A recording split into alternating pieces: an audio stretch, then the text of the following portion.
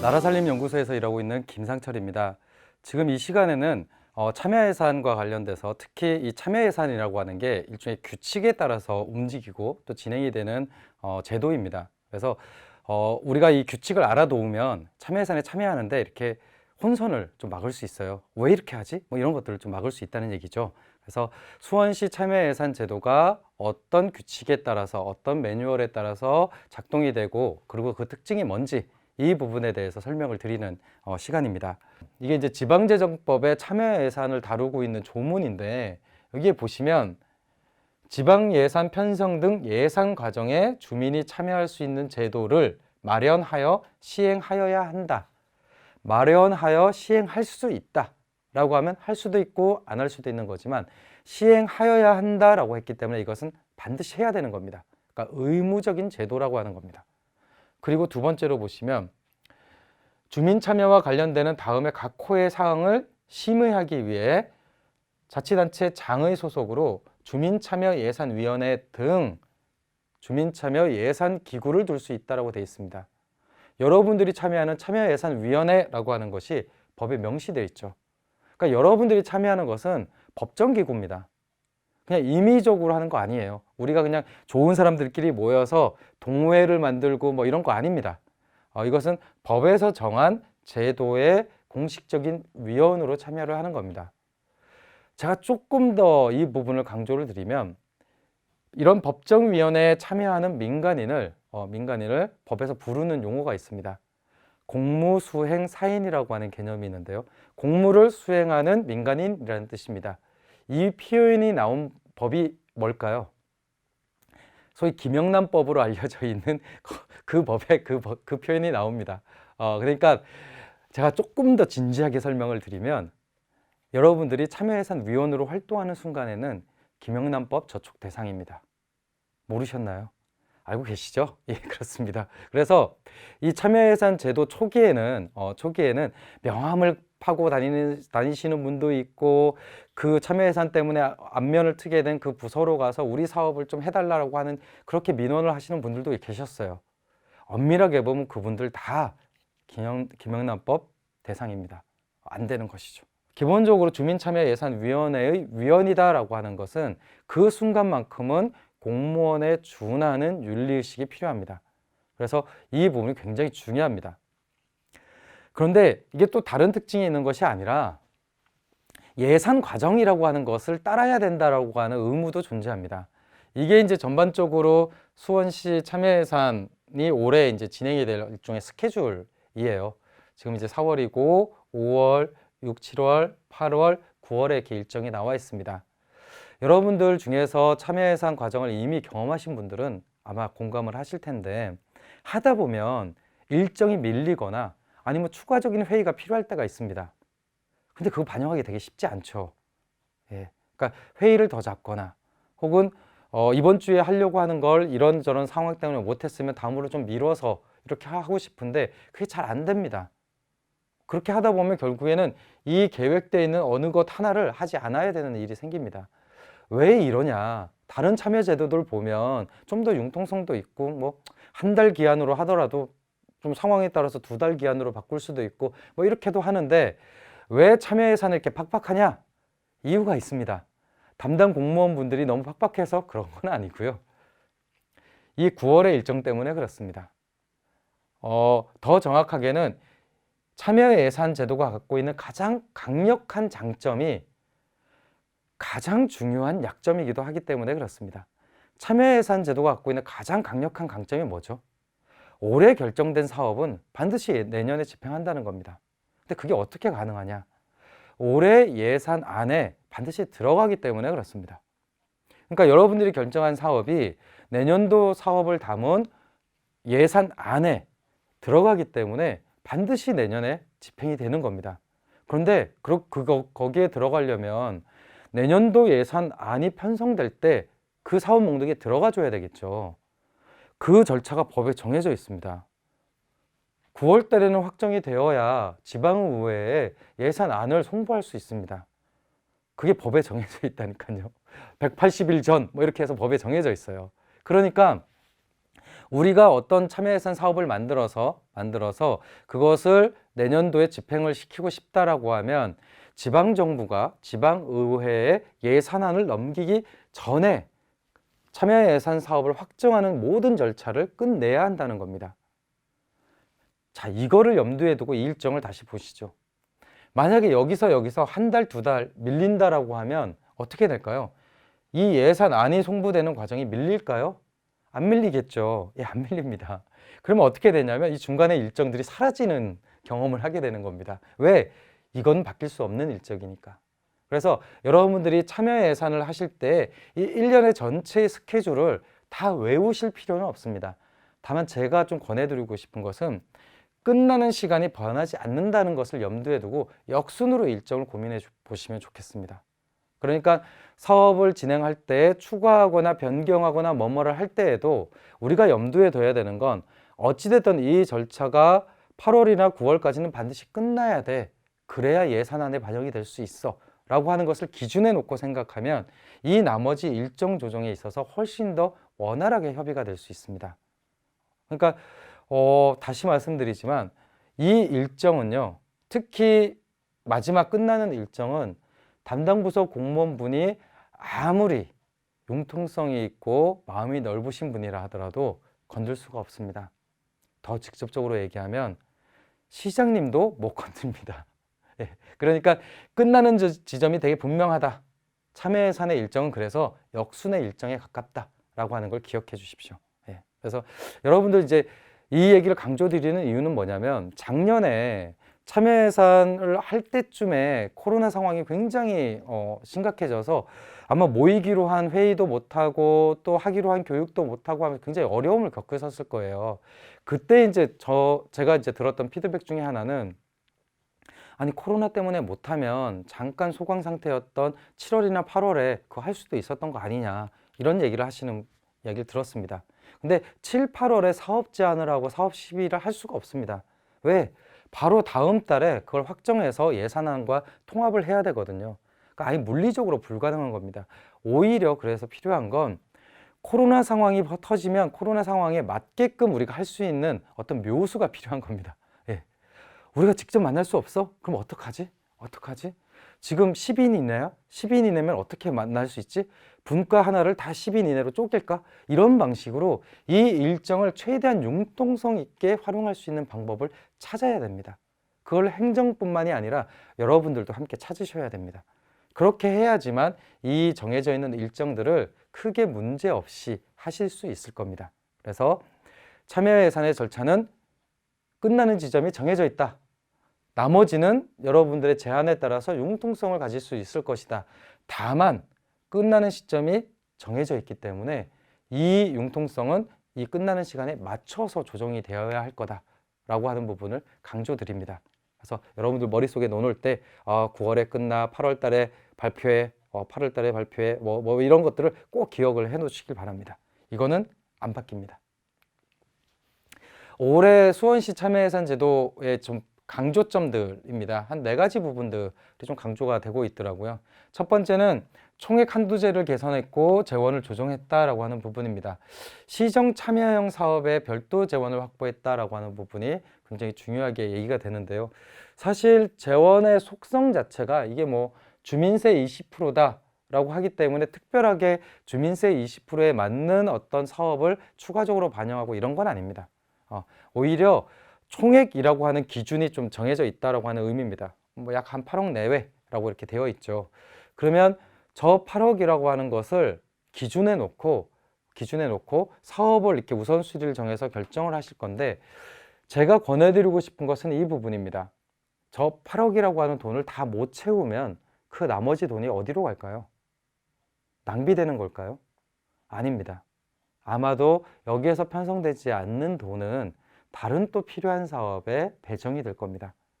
이 이야기를 통해서 말씀을 드리고 싶은 건 8억이라고 하는 저 한도는 기본적으로 기준이지 저걸 반드시 채워야 되는 돈은 아닙니다. 저 8억이라고 하는 게 여러분의 돈, 이미 돈이 떨어져 있는 어떤 그 못지 이런 거 아니다. 그래서 억지로 그 돈을 채우실 필요도 없고요.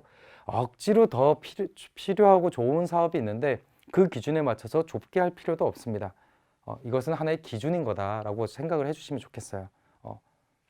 사실 이 이야기를 드리는 이유는 때때로 저 참여 예산의 한도액이라고 하는 것을 채워야 되는 돈, 더 심각하게는 우리 돈이라고 생각하시는 분들을 봤기 때문에 그렇습니다. 절대 그거 아닙니다. 예, 저거는 최대한 요 정도까지는 안정적으로 반영을 할 수 있어 라고 하는 의미이지, 불필요한 사업까지 억지로 넣어서 저 8억에 다 맞추실 이유가 전혀 없습니다. 여러분이 안 하셔도 저 돈은 낭비되지 않고 다른 데에 편성이 될 겁니다. 꼭 기억해 주시고요. 자치계획형 사업이 있다는 것도 굉장히 중요한 특징입니다. 그러니까 수원시 전체를 다루는 시정참여형과 그 다음에 지역의 동별로 하는 그 사업들이 존재한다는 건데, 아마 동별로 하는 이 자치계획형 사업에서 핵심은 주민자치회일 겁니다.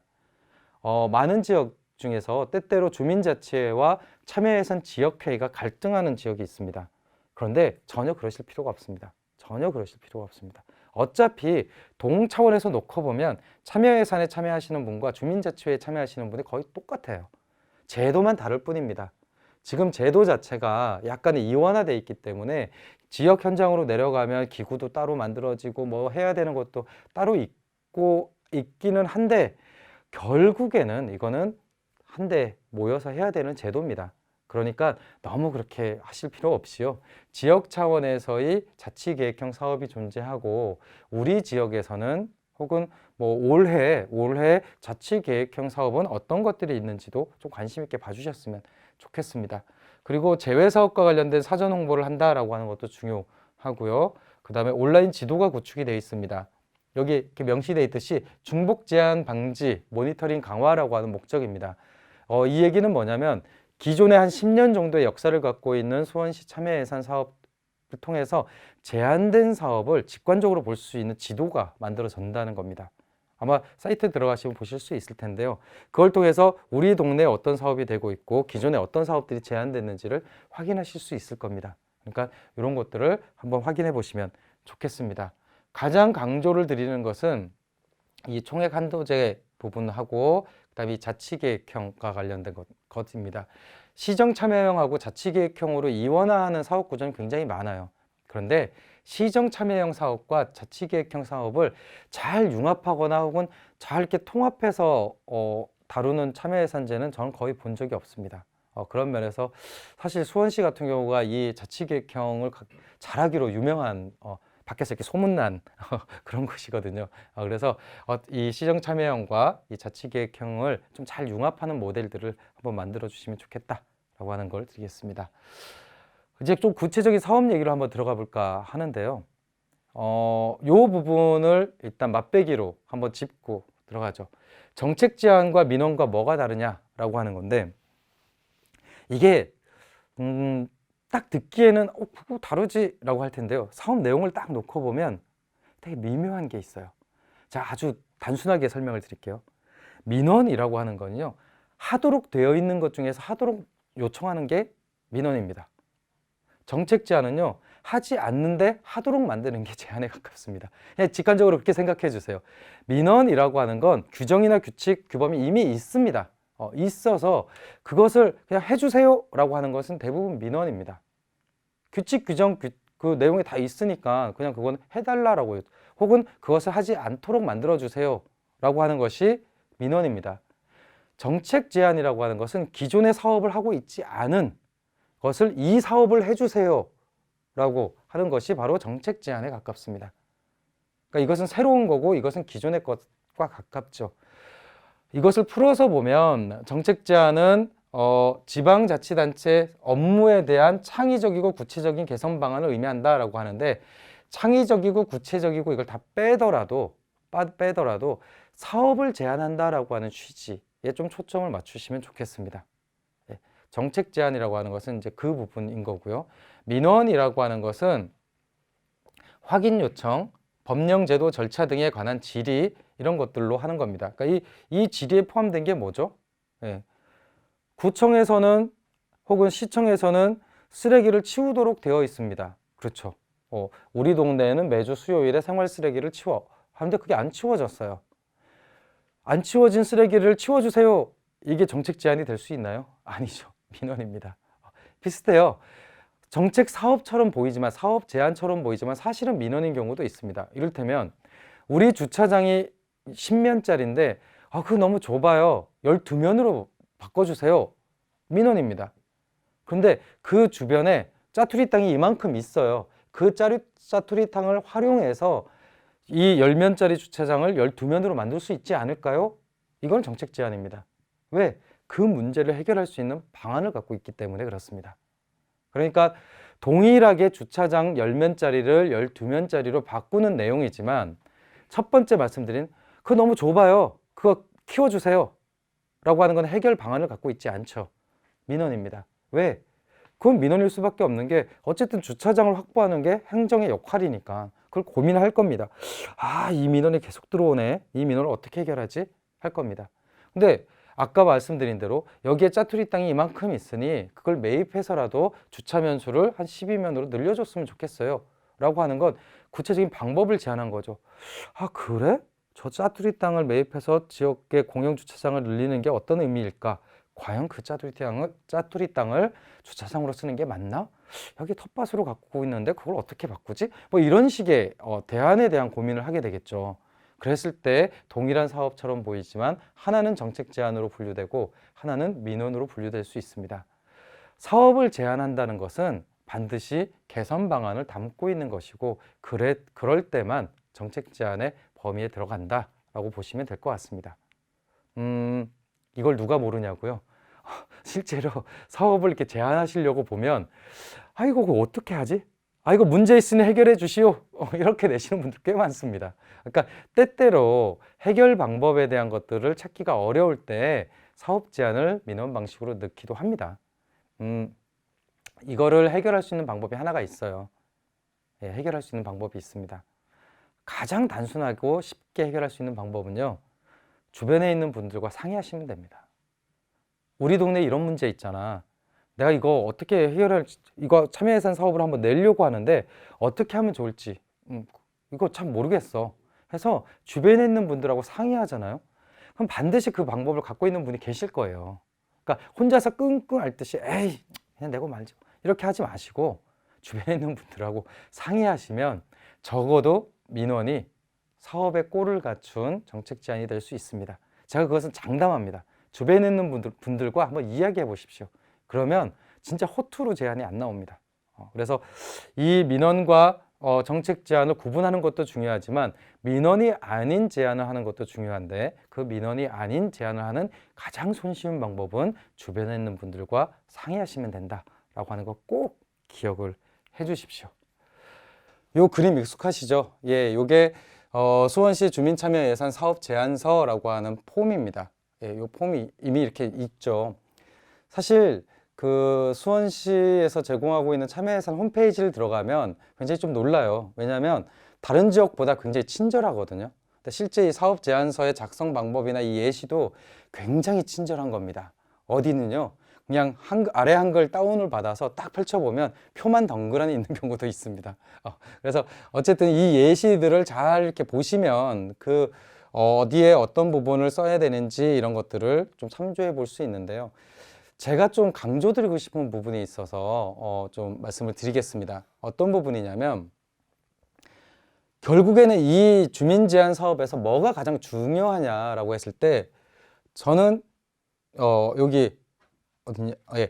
어떻게보다는 왜에 더 방점이 있는 편입니다. 왜 그러냐면 이 왜라고 하는 영역이 가장 참여예산다운 사업의 영역이기 때문에 그렇습니다. 앞서서 설명드린 대로 참여예산이라고 하는 것이 기존의 사업 구조를 대체하는 것이 아니라 기존의 사업 구조를 보완한다고 했을 때 무엇을 가지고 보완하냐라고 한다면 전문가들이 갖고 있지 못하고 그리고 이미 사업을 능숙하게 하고 있는 사업부서에서 갖고 있지 못한 게 뭘까라고 본다면 결국엔 이 목적 부분일 것 같습니다. 그러니까 밖에서 봤을 때는 문제가 아닌데 실제 거기서 생활하는 사람들이 문제라고 생각하는 것들을 드러내는 것이 사실은 가장 참여예산의 본질적인 특징에 가까운 것이죠. 저는 그래서 여러분들이 사업을 제안하는 사람이라면 그 사업이 어떤 목적에 따라서 시행되어야 하는지를 먼저 써주시면 좋겠고, 그 목적이 드러나는 사업 제목을 만들어 주시면 좋겠습니다. 그렇게 하면 전체적으로 이 사업을 왜 하는데 라고 하는 답을 알 수 있게 되는 거죠. 그리고 나서 그 사업의 구체적인 내용을 어디에 무엇을 얼마나 어떻게 라고 하는 방식으로 채울 수 있게 됩니다. 이것을 심사하는 과정으로 다시 보자면, 여러분들이 굉장히 두툼한 사업 제안서들을 보시게 된다라고 가정을 했을 때 어느 구에서 낸 거지, 누가 낸 거지 사실은 별로 중요하지 않을 수 있습니다. 오히려 어떤 것을 문제라고 생각하는 거지, 어떤 문제가 있지 라고 하는 것에 초점을 맞추면 사실은 왜 라고 하는 부분을 통해서 이 문제 나도 중요하다고 생각해, 이 사업은 정말 중요한 거지, 혹은 이 문제는 정말 심각한 거지 라고 하는 공감을 하실 수 있을 겁니다. 그래서 기본적으로 이 사업 목적 중심의 제안서 작성과 제안서 심사를 한번 살펴보시면 어떻겠는가 라고 하는 제안을 드리고 그러니까 권유를 드리고 싶은 건데요. 당연한 거 아니냐? 그렇지는 않습니다. 실제 사업 심사를 하는 순간이 딱 되잖아요. 그러면 이제 스스로 기준 하나를 잡아야 돼요. 어떤 것을 나는 중점적으로 볼 거야. 이거를 구마다의 균형으로 볼 건지, 아니면 분야별로 형평성으로 볼 건지, 이런 것들을 막 신경 쓰게 됩니다. 그렇게 되면 사실은 이 왜라고 하는 부분이 결국엔 맨 마지막에 가 있어요. 제가 이것을 단정적으로 말씀드리는 이유는 여러 지역에서 사업 심사 결과들을 확인한 것 때문에 그렇습니다. 그러니까 처음에는 나는 사업 목적에 충실해서 그냥 구마다의 형평성보다는 다른 데에 더 초점을 두고 사업을 심사할 거야 라고 시작하지만, 막 시간이 급하고 심사해야 되는 건수가 많고 다 사업이 고만고만해 보이고 그러면 그냥 나눠 이렇게 되는 경우를 굉장히 많이 봤습니다. 그래서 혹시 사업 심사 과정에서 그런 곤란함을 겪게 된다면 그냥 이 말씀을 기억해 주시면 좋겠어요. 동일한 사업이라 하더라도 그 사업을 통해서 해결하고자 하는 문제의 심각성, 우선순위, 시급성이 다르다라고 하면 사업 자체가 동일하다 하더라도 다른 사업인 겁니다. 다른 사업인 겁니다. 그 문제를 해결하는데 동일한 CCTV 사업이라 하더라도 그 CCTV 사업을 통해서 해결하고 싶은 문제의 시급성이나 필요성에 견주어 보면 전혀 다른 사업일 수 있습니다. 그래서 이 사업의 유사성보다는 오히려 그 목적의 시급성, 그 다음에 절박함, 이 부분에 관심을 가져주셨으면 좋겠습니다. 그런 사례가 있냐고요? 예, 있습니다. 이를테면 CCTV 사업 보통은 요즘에 다 반영 안 됩니다. CCTV 사업은 행정에서 이미 하고 있는 사업이기 때문에 대부분 부적격으로 분류가 되는데요. 저는 그 사례를 들었습니다. 그러니까 지역에서 재개발, 재건축이 특히 재개발이 지정이 됐는데 한 10년, 요즘에는 사업 진행 잘 안 되잖아요. 한 10년 지난 데가 있는 겁니다. 빈집 있고 노후화된 것 고치지 않습니다. 되게 무섭죠. 예, 무섭습니다. 그것이 불안하기 때문에 방범용 CCTV를 달자라고 하는 제안이 있을 수 있습니다. 그러니까 길거리에 그냥 있는 CCTV가 아니라 굉장히 재개발 구역으로 지정된 지 오래됐고 빈집이 한 3분의 1 정도 되는 그런 어둑어둑한데 CCTV를 달고 싶다라고 하는 거는 적어도 제 입장에서는 동일한 CCTV로 보이진 않았습니다. 왜냐하면 행정에서는 그 CCTV 사업이 동일한 CCTV 사업일 수 있습니다. 어차피 시스템은 똑같거든요. 그거 만들고 관제센터로 연결하고 거기에 이렇게 통합적으로 관리하는 건 다 똑같습니다. 그런데 그 사업을 제안한 주민의 입장에서 봤을 때에는 그냥 동네 공원에 CCTV 하나 다는 것과 내가 이 무서운 골목을 매일매일 출퇴근을 하면서 봐야 되는 내가 겪는 그 두려움 혹은 필요성은 전혀 다를 겁니다. 그러면 참여예산이 갖고 있는 강점은 뭐다? 바로 그런 사업을 걸러내는 게 참여예산이 갖고 있는 강점입니다. 제가 말씀드린 그 사례가 실제로 있었던 일입니다. 행정에선 동일한 CCTV 사업이라고 다 부적격했는데 어떻게 이 사업하고 이 사업하고 같냐, 해결하려고 하는 문제가 전혀 다른데 그러니 이것을 넣어주세요 해갖고 반영이 된 사례가 있습니다. 그래서 그런 방식의 사업 제안과 심사가 굉장히 필요하다라고 하는 것을 강조를 드리고요. 여기에 보시면 이제 예시로 이 부적격 사유에 따라서 이렇게 부적격으로 된 사업의 목록들이 있습니다.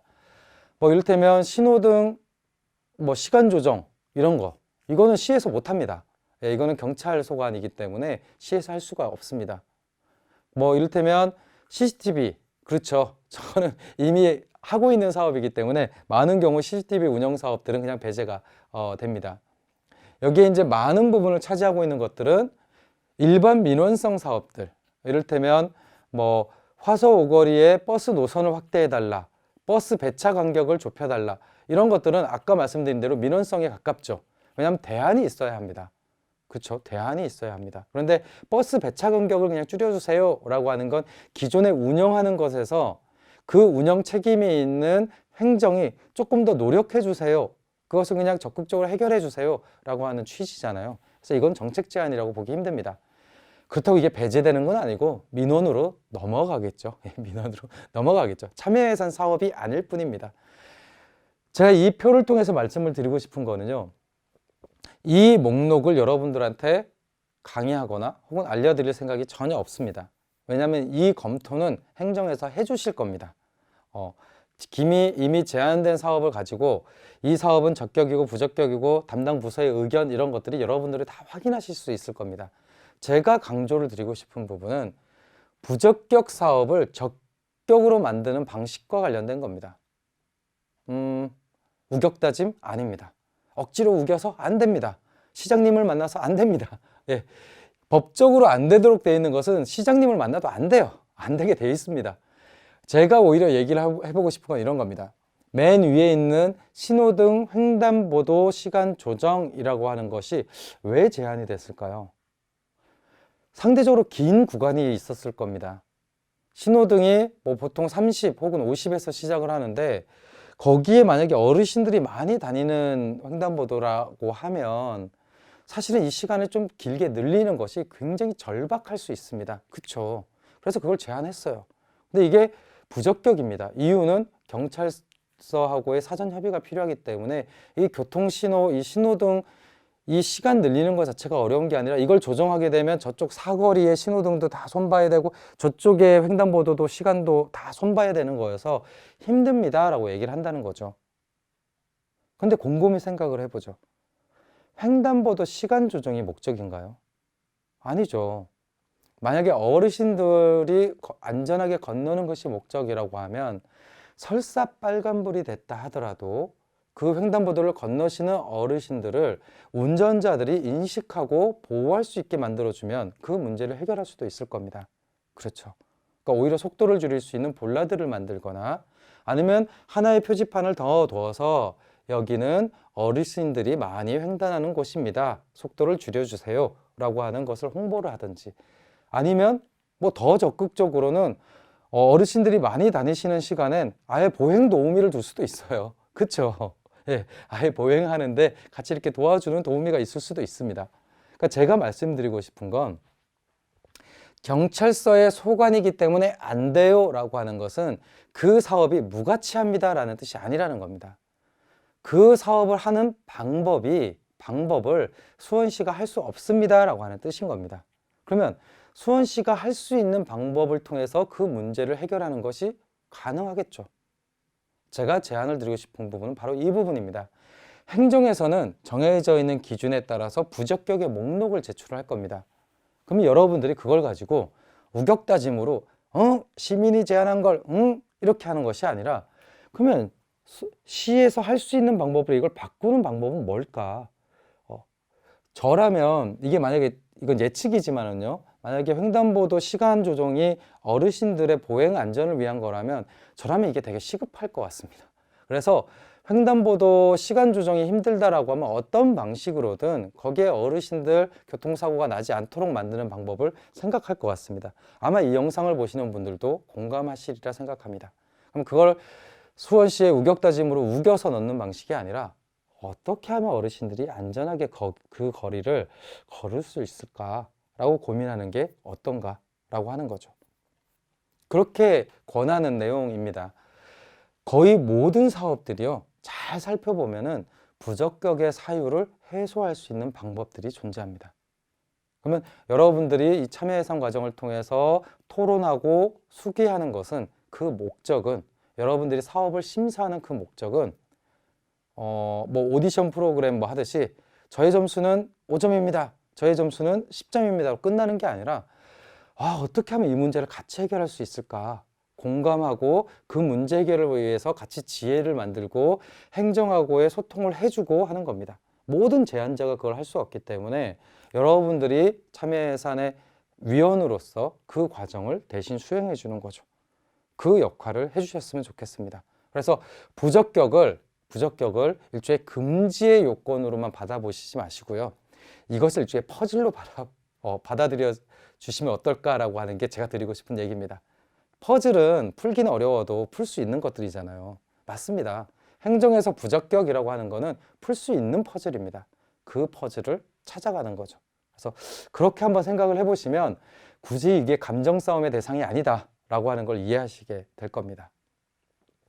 그래서 기본적으로 제안 사업에 대한 부서 검토가 있을 거예요. 그게 이렇게 제공이 됩니다. 여기 보이시죠? 점검 내용 및 의견, 적정 이런 게 이렇게 제공이 될 겁니다. 지역 의견 수렴도 당연히 있습니다. 어떤 사업의 경우에는 핵심적인 이해관계자의 의견 수렴이 굉장히 중요한 경우가 있습니다. 일례로 요즘에는 이제 자전거를 많이 타고 다니는 것이 이제 유행이고 또 그게 정책에 굉장히 중요한 우선순위를 갖다 보니까 자전거 거치대를 이제 그 중요 목세에 이렇게 설치하는 게 되게 중요하거든요. 특히 그쵸, 버스 주요 환승 구간이나 이런 데 이렇게 연결하는 게 굉장히 중요한데 그런 사례가 있었습니다. 여기에 자전거 거치대가 있으면 이렇게 연결하는 데 굉장히 도움이 될 것 같아 갖고 사업 제안이 됐고 사업이 선정이 됐어요. 그런데 그 위치가 어디였냐면 학교 담장 밑이었던 겁니다. 교장 선생님이 안 됩니다 해갖고 그 사업이 안 됐어요. 그러니까 사업 예산이 딱 반영이 됐는데도 그 위치가 학교 근처라고 하는 거를 다 알고 있었음에도 불구하고 이것의 전제 조건과 관련돼서 고민을 잘 못했던 겁니다. 그러니까 딱 그때 그 학교에 한 번만 확인을 했어도 이 위치는 안 되겠구나, 다른 데로 옮겨야 되겠어, 이렇게 했을 텐데 막창 그 자전거 거치대를 설치할 때쯤 됐을 때 학교에서 협조를 안 해줘서 그 자전거 승강장을 도로에 그러니까 보도에 설치하게 됐고, 그래서 보도를 다니시는 분들이 더 불편하게 돼서 이게 참여예산으로 만들어진 사업이야 라고 그 동네에 소문이 나서 제안자가 굉장히 민망해 하셨다라고 하는 이 전설 같은 얘기가 있지요. 이런 일들이 사실은 참여예산 사업에는 있을 수밖에 없습니다.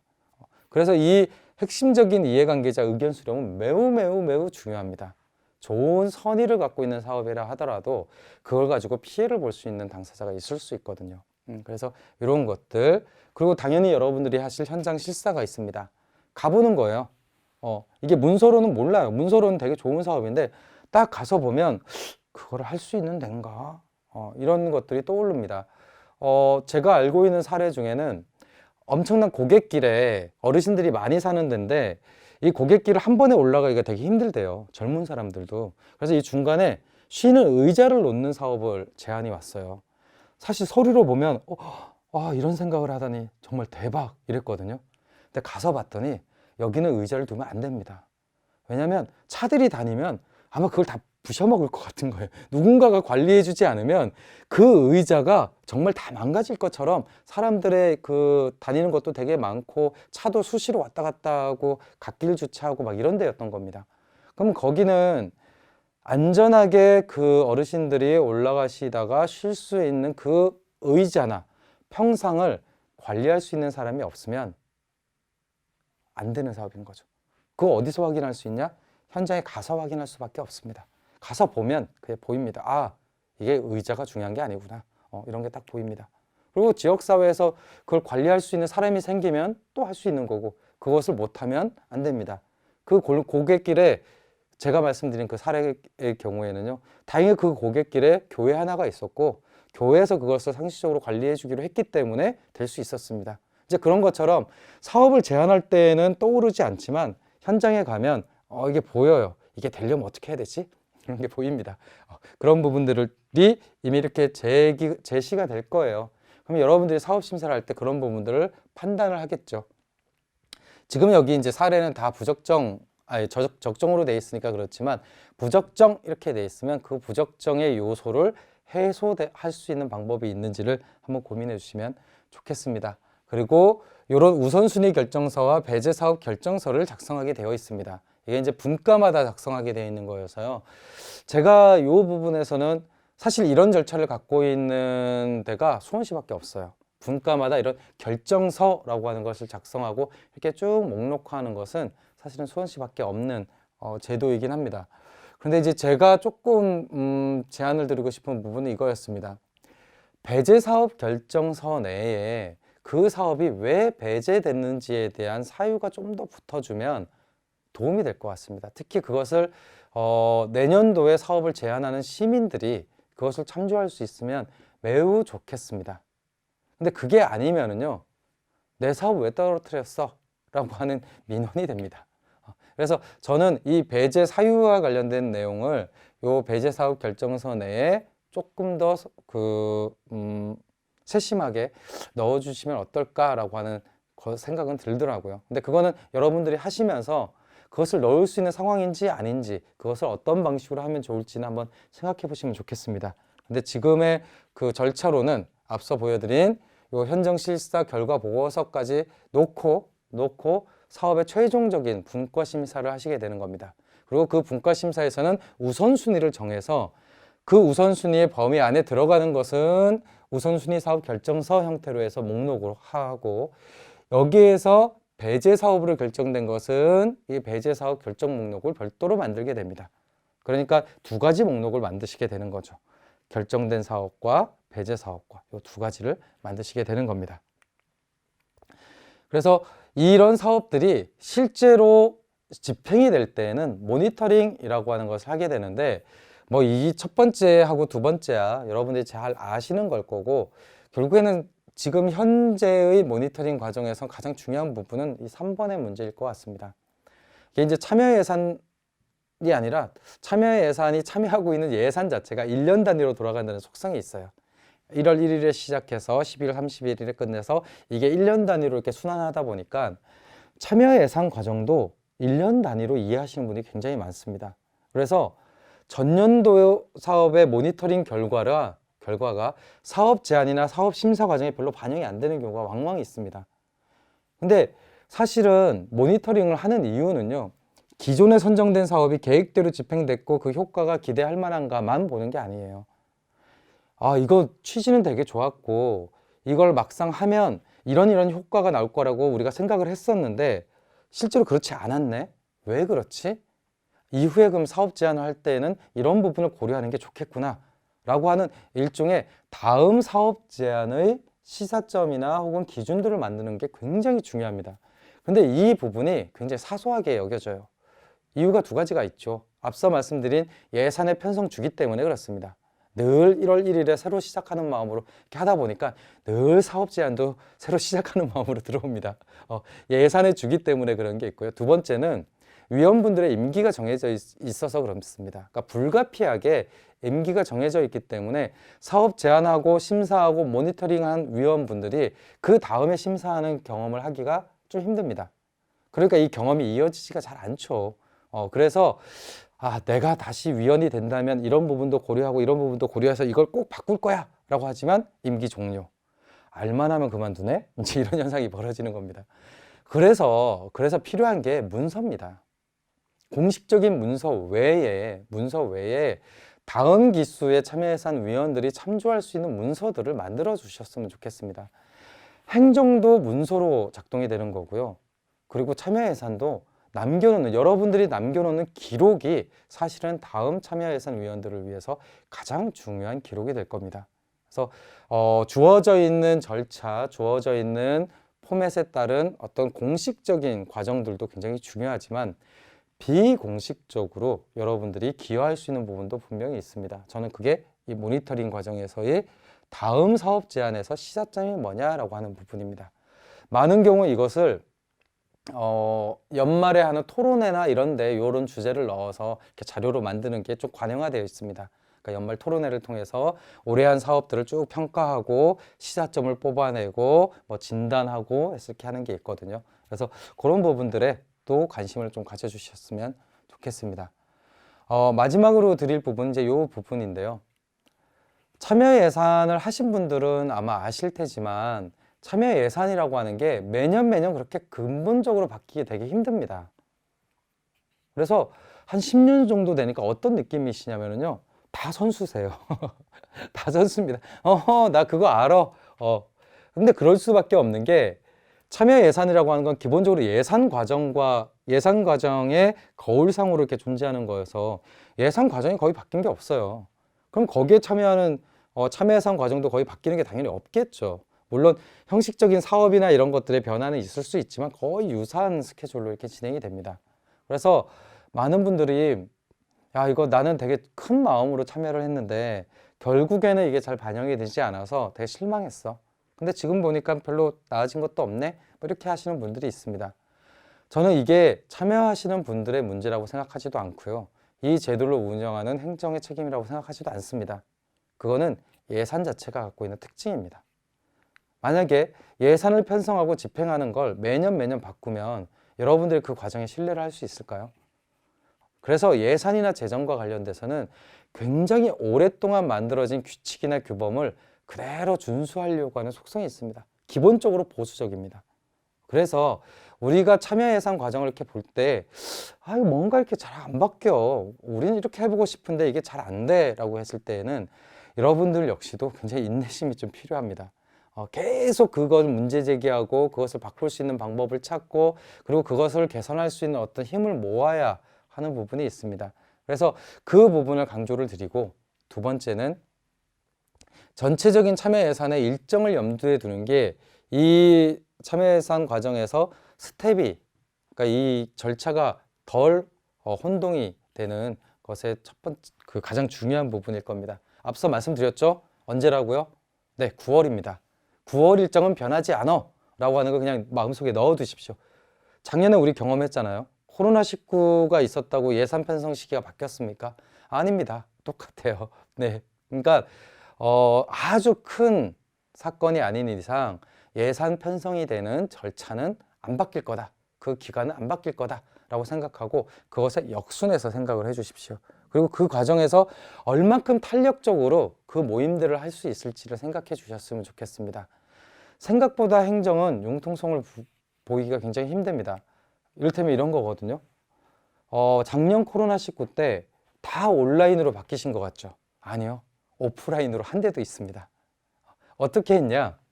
그냥 위원들의 자체적인 모임으로 그냥 했어요. 그러니까 시청이나 구청 안으로 들어오는 거는 힘들죠. 다 폐쇄를 했으니까. 그럼 그걸 어떻게 하냐? 5인, 10인 쪼개갖고 그냥 자기네끼리 소모임으로 했어요. 그렇게 한 데가 있습니다. 그거를 행정에서 공고를 한다? 안 됩니다. 어떻게 그걸 행정에서 공고합니까? 코로나로 다 모이지 말라라고 하는 것이 기본적인 기조인데, 그럼 그거 어떻게 하냐? 그냥 위원들이 알아서 그렇게 한 겁니다. 예, 알아서 그렇게 한 겁니다. 5인 이내면 5인만 모이면 되겠네. 모여서 얘기한 겁니다. 사실은 그 융통성을, 이 제도의 융통성은요, 그래서 행정이 만들어주는 게 아니라 참여하는 여러분들이 만드시는 겁니다. 제가 마지막으로 강조드리고 싶은 그 부분입니다. 지금 코로나19 상황이 만만치가 않습니다. 그런데 제가 생각했을 때에는 우리가 정말 그 부분에 대해서 강하게 생각을 갖고 있고, 그렇지, 지역 확산은 막아야 돼. 마스크 쓰고, 손하고, 열 잘 재고, 이런 것들을 우리가 자율적으로 할 수 있다면 구태여 만나지 않는 것만이 대안은 아닐 수도 있습니다. 다시 강조드리지만 그것은 여러분들이 선택해야 될 문제인 겁니다. 행정에서 그것을 마련해 주는 건 불가능합니다. 참여 예산의 과정이, 그리고 참여 예산에서 제가 신뢰하는 부분은 바로 이 부분에 있습니다. 이 융통성을 여러분들이 한번 만들어 주시면 좋겠다. 네, 그래서 참여 예산의 전반적인 절차와 관련돼서는 오늘 말씀을 드렸습니다. 그리고 마지막 부분은 당연히 수원시의 공식적인 입장은 아닙니다. 제가 참여 예산을 참여하는 민간 전문가로서 그냥 제안 드리는 내용일 뿐입니다. 그렇게 들어주시면 감사하겠습니다. 예, 마치겠습니다.